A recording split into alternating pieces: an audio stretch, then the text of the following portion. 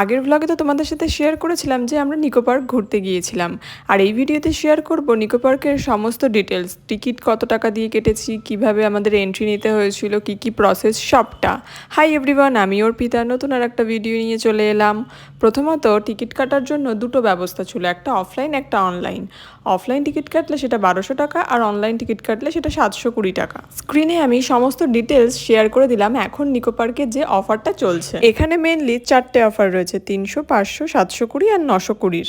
অফারগুলো কিন্তু শুধুমাত্র অনলাইন বুকিংয়ের জন্যই, আর অফলাইনের জন্য আপনাদেরকে গিয়ে টিকিট কাটতে হবে।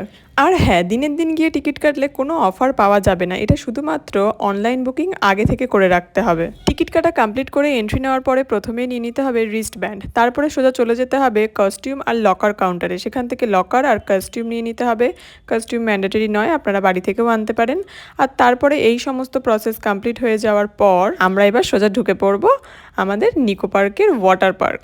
তো আর দেরি না করে একদিন ঘুরেই আসুন ওয়াটার পার্ক থেকে। তো আজকের মতো টাটা, দেখা হচ্ছে নেক্সট ভিডিওতে।